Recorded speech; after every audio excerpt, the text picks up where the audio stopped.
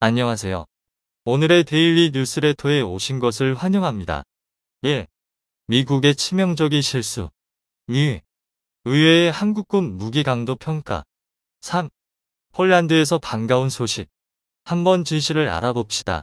T-80에 대한 우리 군의 평가가 엄청 좋았고, 우리 군이 T-80을 완전 분해해서 살펴봤는데 기대야라는 반응은 한 번도 없었음.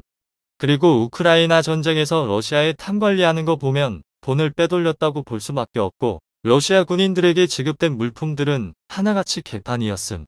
이건 뭐 정상적인 군대가 아닐 정도로 아무리 스펙상 최첨단 무기라도 제대로 된 부품을 공급 못하거나 최신 무기에 필수적인 값비싼 장비와 반도체를 수준 이하를 넣어버리면 기대 선능이 제대로 나오지 않을 뿐만 아니라 관리에서도 최악임. 최근 러시아는 전 세계 2위 군사 대국이라는 타이틀이 무색하게 이제는 꽁지 빠진 사냥. 우크라이나군에게 패퇴하여 도망치는 모습이 놀랍지도 않습니다. 그런데 상상을 뒤집는 러시아군의 한심한 모습에 의외로 대한민국의 국방력이 2배 가까이 증강됐습니다. 그동안 러시아군은 뿌리 깊은 부조리와 수뇌부의 부정부패, 파탄 나고 있는 내부 경제 상황으로 꾸준히 그 역량을 의심받아 왔습니다. 장기 독재 중인 푸틴부터 썩을 테로 썩었는데 당연히 멀쩡한 구석이 없는데 과연 군대라고 멀쩡할 수 있겠냐는 것입니다. 그런데 문제는 세계 최강의 정보를 갖고 있는 미 정보당국도 러시아군이 이렇게까지 처참한 수준일 것이라고는, 러시아가 극에 달하면 미국과 전면전을 벌이며 동기어제는 할 수 있으리라 여겼는데요. 이 때문에 9월부터 러시아의 핵무기 사용론이 거론되기도 했습니다. 하지만 이는 심각한 오판이었습니다. 러시아의 승리로 끝날 것이라 예상한 우크라이나 전쟁은 이제는 이런 생각을 비웃듯 9개월이 넘어서 현재는 우크라이나의 승리로 결론이 나고 있는데요. 그런데 문제는 이로 인해 이국과 나토의 대외 정책 결정에 심각한 오류를 가져왔다는 것입니다. 여기에는 우리 대한민국도 포함되어 있는데요. 그도 그럴 게 그간 러시아의 눈치를 보며 결정해왔던 대외 정책들이 모두 잘못된 정보에 기반을 둔 오판이었던 것이 증명됐기 때문입니다. 러시아가 자라인 줄 알고 칠의 검을 먹었더니 알고 보니 다 깨진 속뚜껑이었던 셈입니다. 이 상황이 얼마나 어이가 없었는지 미국 상원위원회는 국방정보국 기아, 국가정보국 디나이 등 각계 정보당국 수장들을 불러 모아 청문회까지 벌였습니다. 아무리 그래도 어떻게 이렇게까지 잘못된 예측을 할 수 있느냐는 건데요. 이에 스콧 게리어 디아 국장은 이는 잘못된 평가였다라며 자신의 실책을 시인하고 정보조직 수장으로서는 내가 할 수 있는 만큼 성과를 내지 못했다라며 사과했습니다. 사실 실전 경험이 극도로 제한적인 현대의 군대에서 단순히 군사력 수치만으로 전쟁의 우위를 점치는 건 상당히 어려운 일입니다.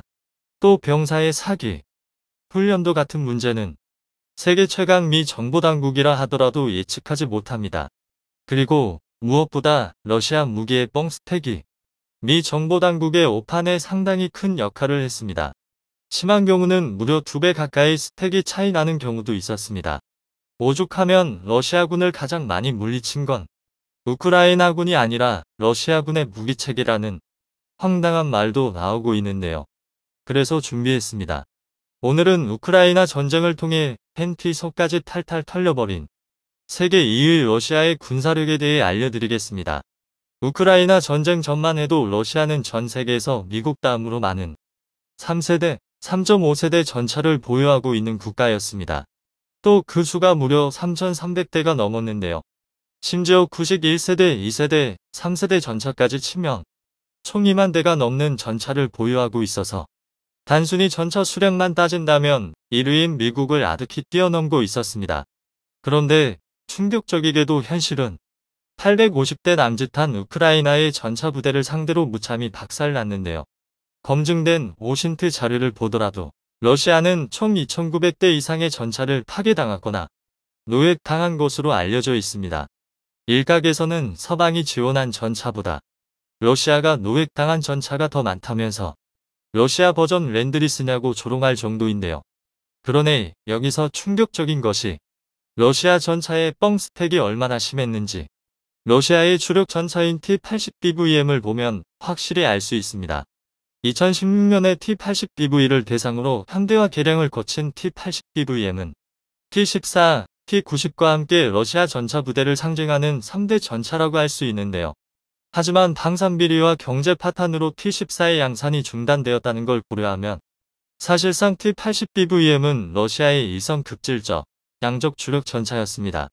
반면 우크라이나군의 주력 전차는 대부분 T-64, T-72 계열이었고 그나마 10수대의 T-80BV와 T-84 오플롯을 보유하고 있었지만 T-80BVM에 비하면 그 성능이 한참이나 부족한 상황이었습니다.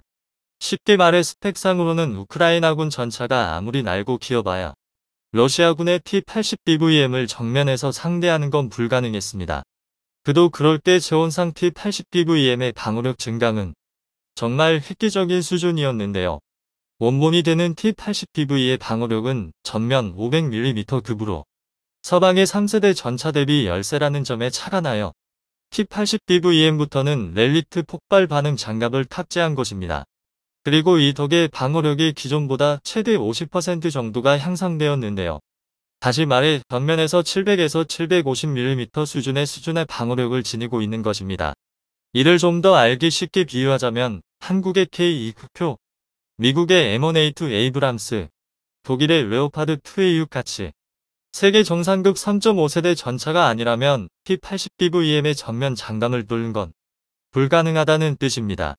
게다가 T-80BVM은 이런 압도적인 장갑을 지니고 있음에도 불구하고 무게는 고작 46톤에 불과해서 최대 속도가 시속 80km에 달할 만큼 빠른데요. 조금 과장을 보태서 우크라이나군의 전차 전력이라면 T-80BVM 일대로도 일당백의 전투가 가능했던 것입니다. 실제로 한 군사 전문가에 따르면 T-80BVM에 대해 매우 강력한 차량이다. 대단한 화력과 매우 좋은 시야, 조작하기 편하고 빠른 엔진을 탑재하고 있다. 그것은 빨리 도착하고 타격하고 떠난다라고 매우 감탄했는데요. 그런데 재밌는 점은 이 찬사가 러시아군에서 나온 게 아니라 우크라이나군에게서 나왔다는 것입니다. 하지만 현실은 달랐습니다. T-80BVM은 러시아가 주장한 말도 안 되는 방어력과 기동성이 무색하게 우크라이나 전쟁에 투입된 물량의 무려 90%가 파괴되거나 노획되었습니다. 러시아의 호온 장담과 달리 전면 장감이 종이장 수준이었던 것입니다.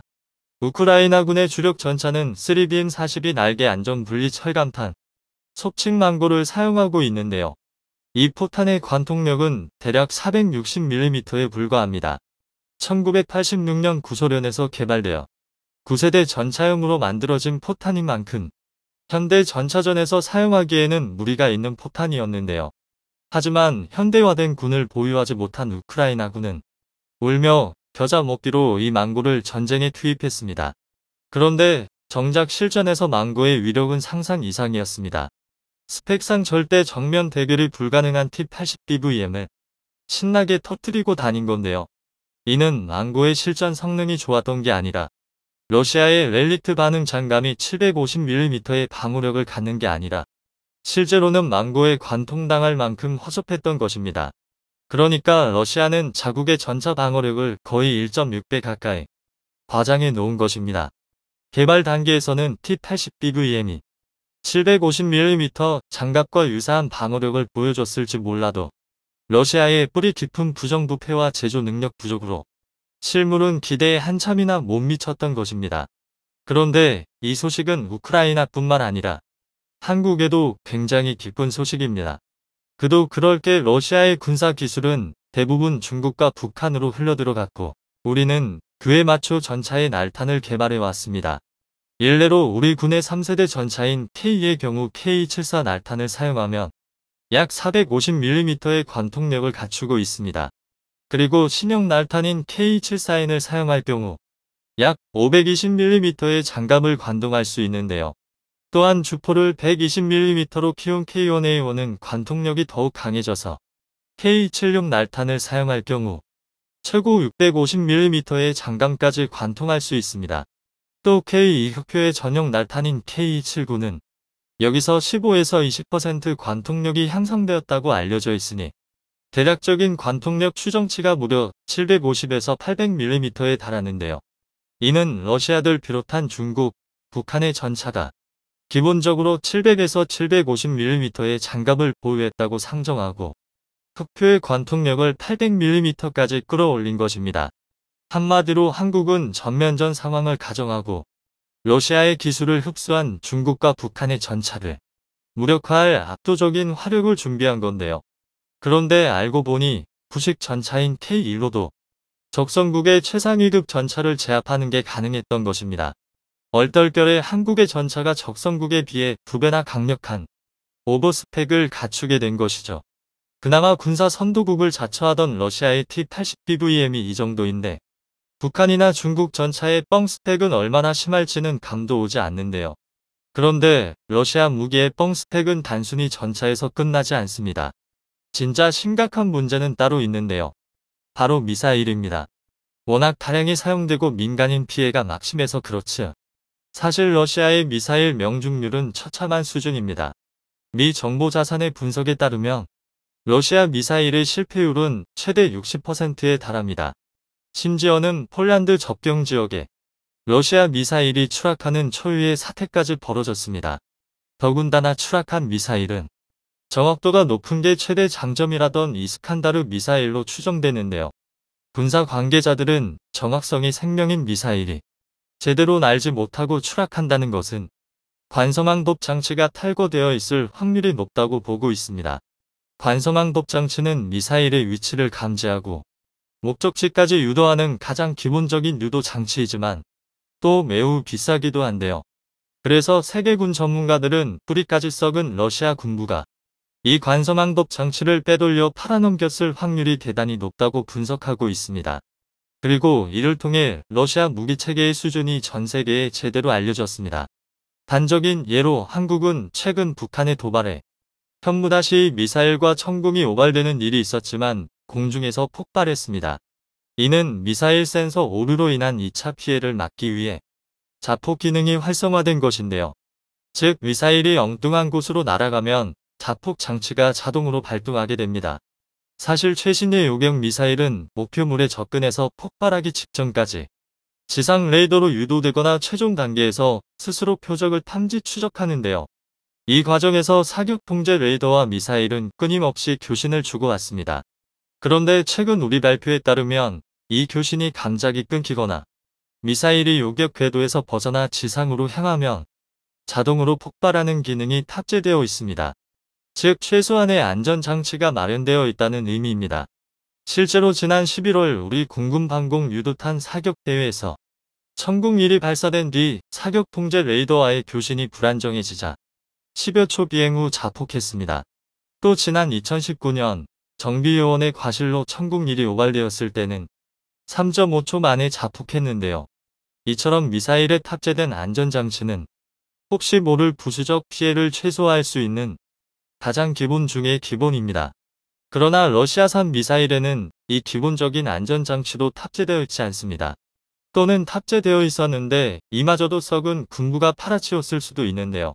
이것만 보더라도 그동안 러시아군이 얼마나 썩어 있고 최근 대한민국 방위간업에 또 한 번 역대급 대박 소식이 날아들었습니다. 다름 아닌 호주가 한국의 장보고 다시3 잠수함을 수입할 가능성이 대단히 높아진 건데요. 현재 호주는 날이 갈수록 중국과의 관계가 악화되고 있는 상황이지만 오히려 자국의 해상 안보는 취약해지고 있습니다. 그도 그럴 게 2026년에 퇴역을 앞둔 잠수함이 6척이나 되기 때문입니다. 즉 해상 안보에 상당한 공백이 우려되는 상황이란 것이죠. 이 때문에 호주에서는 한국이 제시한 장보고-3에 상당한 관심을 보이고 있습니다. 그럴 수밖에 없는 게 이번에 한국이 호주에 제시한 장보고-3의 두 가지 모델은 전 세계 재래식 잠수함 중에서도 최대 수준의 크기와 전투력을 갖춘 잠수함입니다.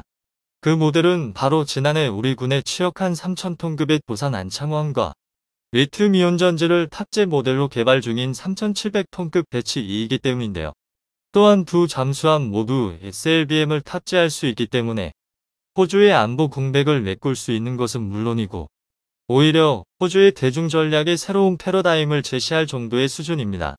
게다가 장보고 다시3 잠수함은 설계부터 건조까지 한국의 독자 기술력으로 이루어져 있어 이미 한국의 조선업 신뢰도는 최상입니다.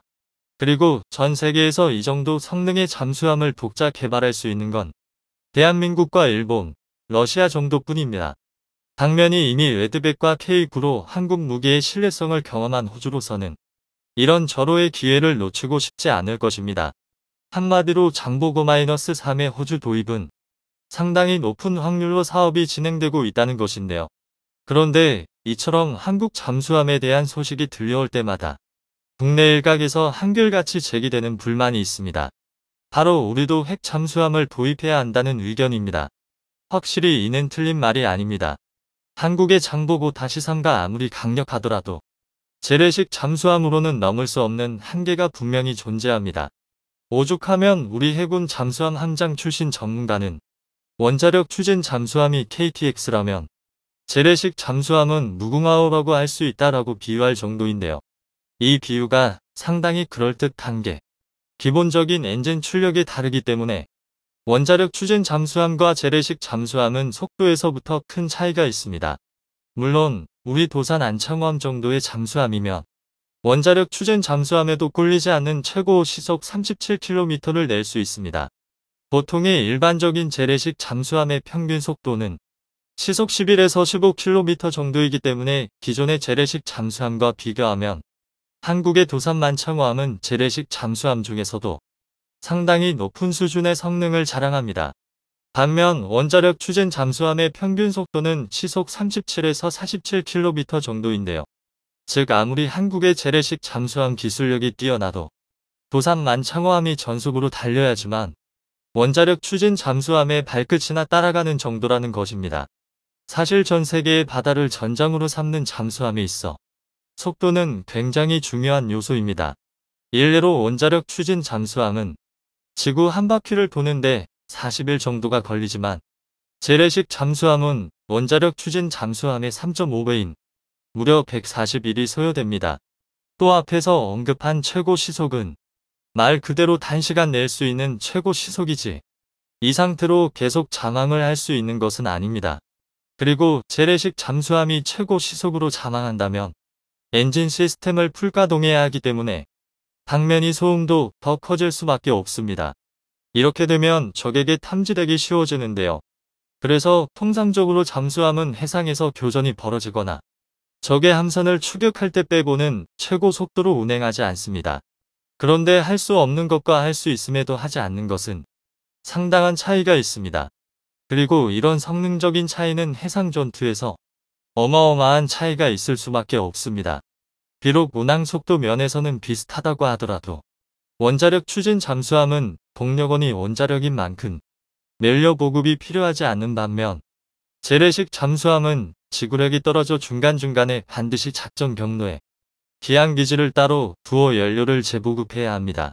그렇기 때문에 운항 속도는 같더라도 실제 작전 수행 속도는 재래식 잠수함이 떨어질 수밖에 없습니다.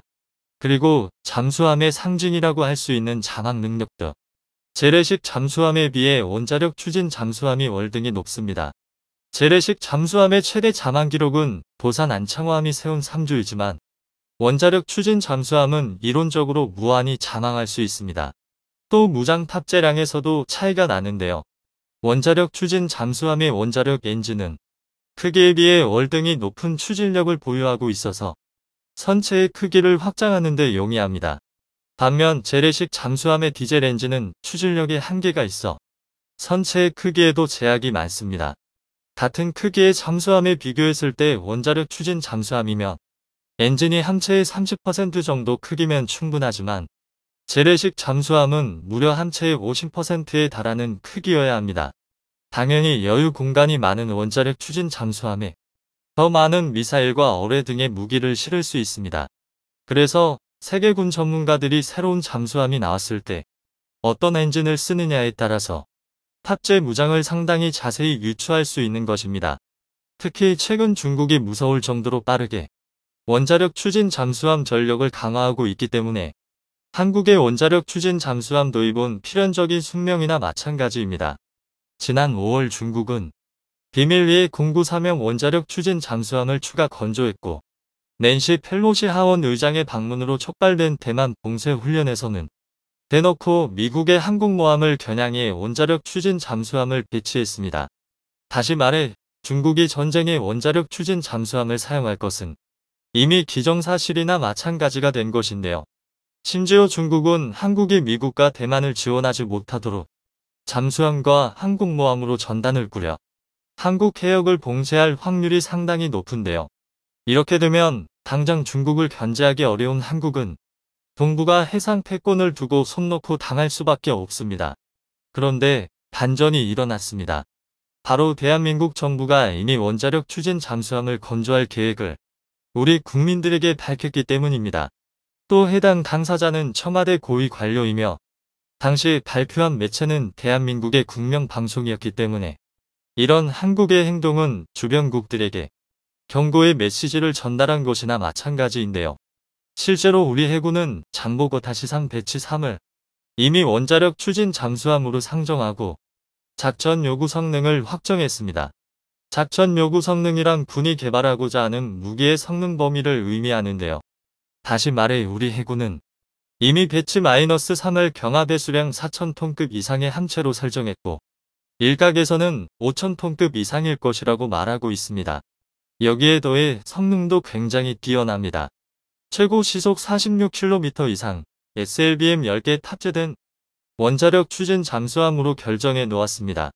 게다가 2017년에 개정된 한미 원자력 협정에 따르면 원자력 추진 잠수함의 연료로 사용할 수 있는 20% 수준의 전홍축 우라늄은 협정 내용에 위반되지 않기 때문에 한국은 국제사회의 제약을 위배하지 않고 현재 우리의 해상 안보를 생각해 지금 당장 개발할 수 있는 전홍축 우라늄을 사용한 원자력 추진 잠수함으로 건조하는 것으로 방향을 잡았는데요. 이 원자력 추진 잠수함 개발은 빠르면 2020년대 안으로 개발될 수 있기 때문에 빠르게 전력화가 가능한 잠수함부터 개발하고 차근차근 기술력을 쌓아가는 계단식 성장 계획으로 추진하고 있습니다. 하지만 아무리 장보고 다시상 배치 3이 원자력 추진 잠수함으로 분류되더라도 당장 한반도를 둘러싼 적성국들을 대응할 수는 없습니다. 현재 중국의 폐악질이 도를 넘고 있고 이에 따라 미국이 우방국들의 전력 강화를 바라고 있지만 동북아의 해상만큼은 사실상 대한민국의 독자 전력으로 지켜야 하는 것이 현실입니다. 실제로 호주가 잠수함 도입 사업을 발표하자마자 미국은 호주에게 원자력 추진 잠수함 도입을 제안한 것으로 알려져 있을 만큼 중국의 성장세는 무섭습니다. 이는 그만큼 호주가 중국을 견제하고 있다는 방증이기도 하지만 또 그만큼 호주의 안보가 위태롭다는 뜻입니다. 이런 상황만 잘 이용한다면 한국의 원자력 추진 잠수함 개발이 더 빨라질 수도 있는데요. 우리가 원자력 추진 잠수함을 자체 개발하겠다고 발표하면 미국 입장에서는 오히려 든든한 동맹이 더욱 강화되는 셈이기 때문에 한국의 원자력 추진 잠수함 개발을 응원할 수 있습니다. 하지만 문제는 지금 당장 우리 안보를 확립하는 게 먼저입니다. 이 때문에 현재 대한민국은 우리의 적성국을 대응할 원자력 추진 잠수함을 개발하는 동안 재래식 잠수함으로도 적성국의 원자력 추진 잠수함을 잡아내 능력을 키우는 데 박차를 가하고 있습니다. 그중 가장 대표적인 것이 바로 차기 중어뢰 -2, 일명 범상어입니다. 그동안 우리 해군의 잠수함은 작전 반경 21km, 최대 속도는 약 64km인 백상어 중어뢰를 사용하고 있었습니다. 하지만 백상어는 예초에 200톤급의 소형 잠수함인 돌고래에서 사용할 목적으로 탄생한 중어뢰입니다. 그렇다 보니 재래식 잠수함의 최종 진화형인 장보고함 같은 대형 잠수함에서 사용하기에는 부족한 점이 많았는데요. 반면 범상어는 작전 반경만 백상어의 2배 이상인 50km에 달하고 최고 속도는 무려 112km에 달합니다. 수중에서 이 정도로 빠른 속도를 낸다는 것은 정말 어마어마한 능력입니다. 미국이 사용하는 MK-48 중어뢰가 범상어의 고작 12에 불과한 55km인 걸 생각하면 범상어가 얼마나 빠른 중어뢰인지 미루어 짐작해 볼 수 있습니다. 쉽게 말해 수중에서 중부고속도로를 내달리는 자동차와 비슷한 속도로 움직일 수 있는 셈입니다. 또한 범상어는 앞서 말한 것과 같이 50km 밖의 목표물도 공격할 수 있는데요. 이 압도적인 작전 반경과 어마어마한 속도가 결합되면 재래식 잠수함인 장보고급 잠수함으로도 적성국의 원자력 추진 잠수함을 손쉽게 잡아낼 수 있습니다. 이는 재래식 잠수함의 태생적인 한계를 압도적인 공격력으로 극복해버린 건데요. 그야말로 집념의 대한민국이라는 표현이 딱 어울리는 것 같습니다. 게다가 범상어는 유선 유도 방식을 채택했습니다. 백상어와 같은 기존의 어뢰는 스스로 소리를 발사하고 반향음을 통해 목표물의 위치를 확인하는 음향 탐색 방식을 사용했는데요. 문제는 이런 방식은 거짓 음향 신호를 발생시키는 어뢰 기만체에 취약하다는 것입니다. 반면 범상어는 범상어와 잠수함이 머리카락 한 가닥 굵기 정도로 얇은 광선유로 연결되어 있는데요. 이 덕에 기만체에 속지 않을 정도로 정밀한 잠수함의 음향 탐지 시스템을 이용해 범상어를 직접 조종할 수 있습니다. 즉 진짜 상어처럼 한번 물면 놓치지 않는다는 것이죠. 또한 수중에서는 전파가 잘 통과되지 않기 때문에 무선이 대세가 된 현대에 와서도 어뢰만큼은 유선 유도 방식이 더욱 높은 기술력으로 평가받습니다. 이처럼 한국은 어느 한 분야에만 치중하지 않고 모든 분야에서 최고의 기술력과 노하우를 쌓아가고 있습니다. 또 한국은 원자력 추진 잠수함이 배치되지 전까지 해상 전력을 빠르게 강화할 수 있는 중어뢰를 통해 억지력을 강화하고 있습니다. 현재 우리 해군은 한국에게 원자력 추진 잠수함이 없더라도 그 이상의 탁월한 기술력으로 대한민국의 바다를 지키고 있습니다. 뿐만 아니라 수차례의 림팩 훈련을 통해 대한민국의 잠수함 운영 능력은 세계 최정상 수준을 자랑하고 있습니다. 이 정도로 놀라운 기술력에 원자력 추진 잠수함이라는 강력한 기반까지 다져진다면 대한민국의 해군 전력은 세계 어디에 내놔도 절대 꿀리지 않는 강력한 해군이 될 것입니다. 사랑하는 청중에게 바치고 싶은 짧은 시가 있습니다. 우리 주위에는 호시탐탐 우리를 노리는 하이에나들 뿐. 항상 최상의 경계와 무기를 갖춰야 한다. 우리는 지나간 역사를 절대로 잊으면 안 된다.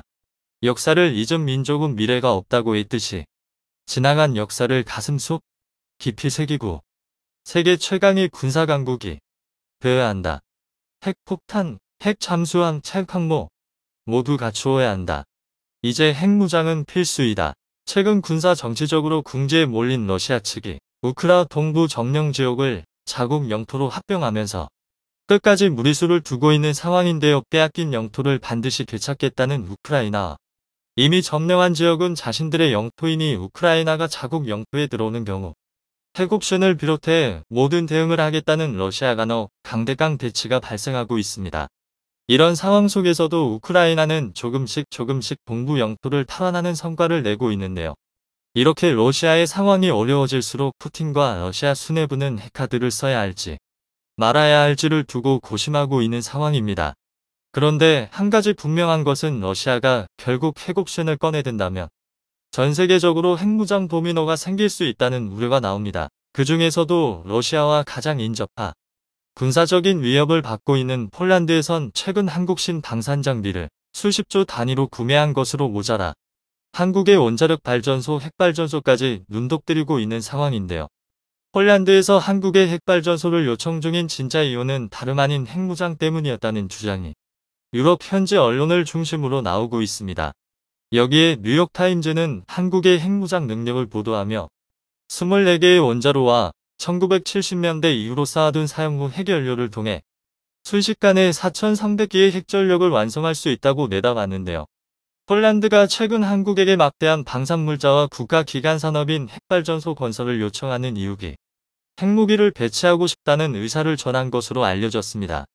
블룸버그 통신과 가디언 등 다수의 매체들에 따르면 안제이 두다 폴란드 대통령은 폴란드 언론사인 폴스크와의 인터뷰에서 미국의 핵전력을 폴란드와 공유하거나 폴란드에 배치할 가능성을 검토하자는 뜻에서 미국 측 고위 관계자와 의견을 교환했다고 말했습니다. 하지만 이런 보도가 나오자마자 미국 백악관은 폴란드 대통령의 이러한 발언에 핵공유 요청을 받은 적도 없고 실행으로 옮기지도 않을 것이란 브리핑을 통해 폴란드 측의 핵공유 발언에 당황스럽다는 뜻을 전했는데요. 안제이 두다 대통령은 무엇보다도 우리 폴란드에게 핵무기가 없다는 것이 진짜 문제라고 말하며 언제든 핵 프로젝트에 참여할 잠재적 기회는 항상 열려 있다고 말했습니다. 안제이 두다 대통령의 발언에 유럽 대부분 언론사들은 폴란드가 핵무장을 염두에 두고 있다고 분석하며 폴란드가 핵무장을 원할 수밖에 없는 이유를 보도했습니다. 먼저 최근 폴란드는 누구보다 국방 예산에 많은 돈을 투자한 국가입니다.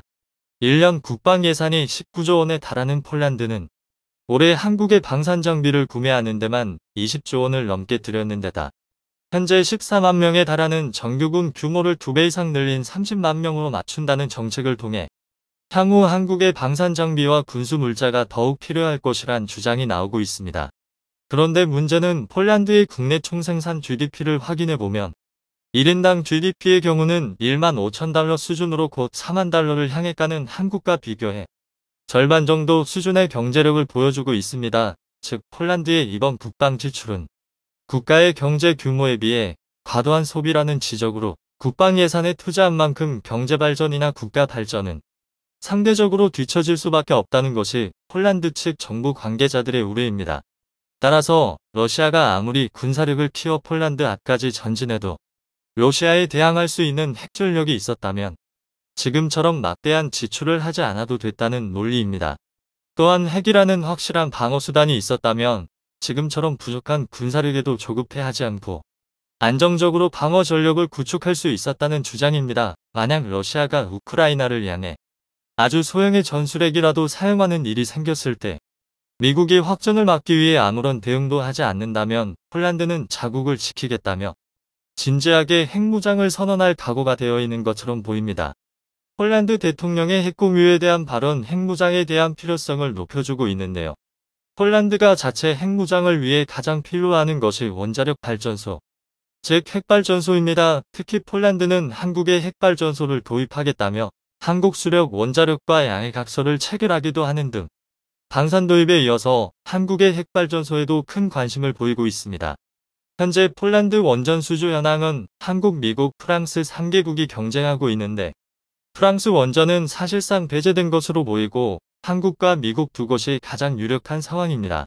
그런데 폴란드 대통령이 미국에게 핵공유를 요청하는 등 핵무장에 준하는 수준의 발언을 했지만 미국이 이를 부정하는 현황을 봐서 미국은 폴란드에게 향후 핵원료로 사용될 수 있는 원자력 발전소를 건설해주지 않을 가능성이 있는 상황입니다.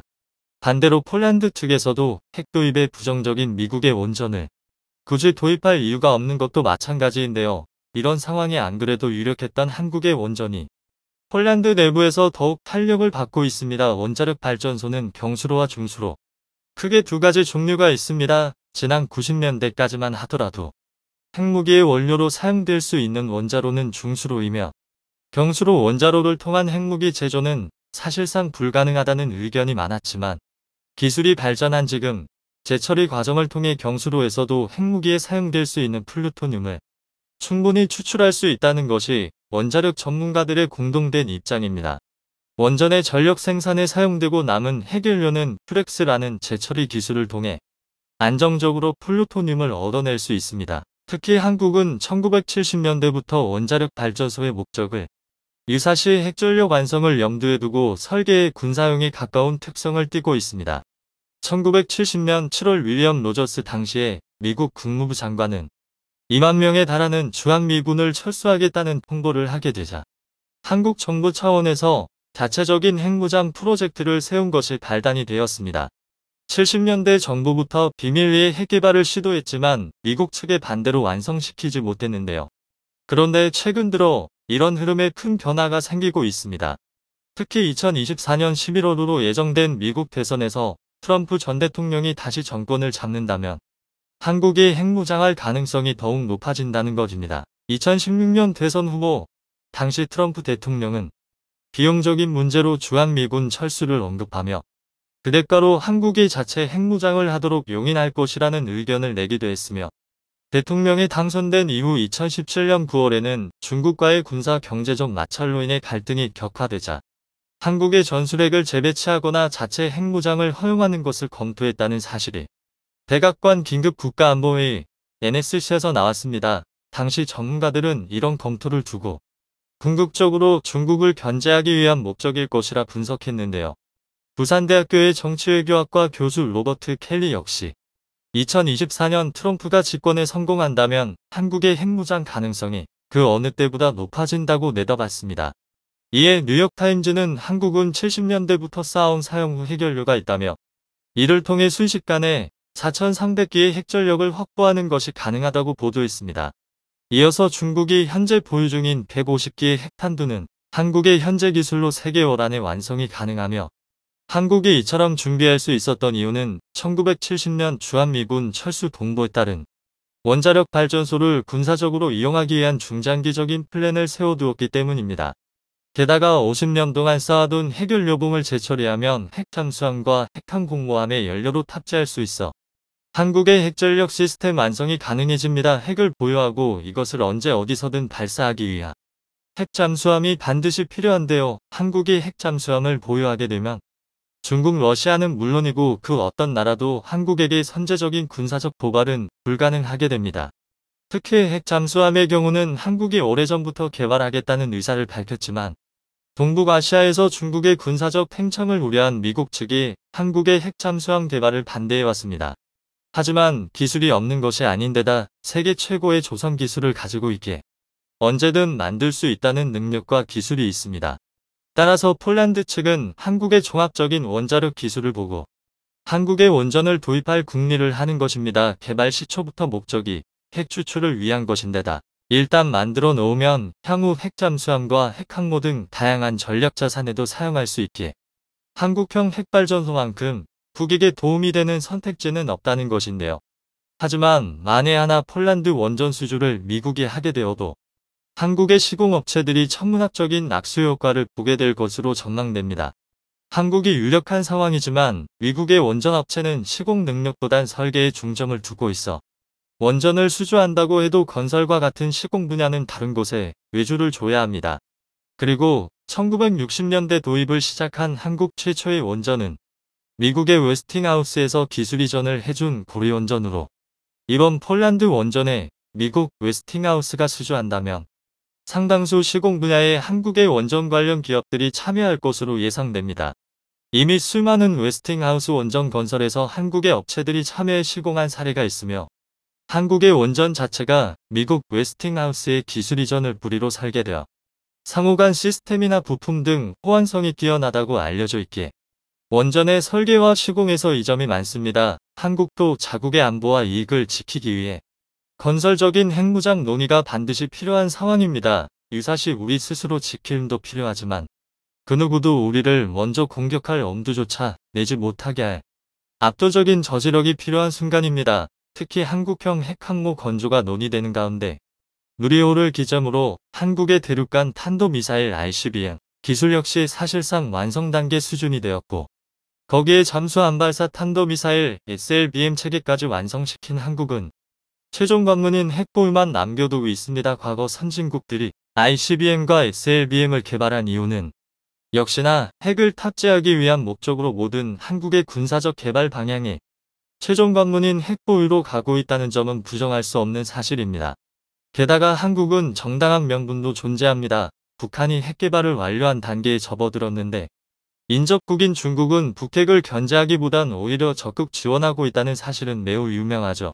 따라서 현재 한반도의 위기 상황에 중국 역시 책임이 있으며 한국의 핵무장을 반대할 명분이 없는 상황입니다. 중국이 적극적으로 나서서 북핵을 저지했다면 한국도 핵무장을 할 필요가 없었기 때문입니다. 영상이 도움이 되셨다면 구독과 좋아요 부탁드리며 오늘도 감사합니다. 최고로 멋진 하루 보내시길 바랄게요.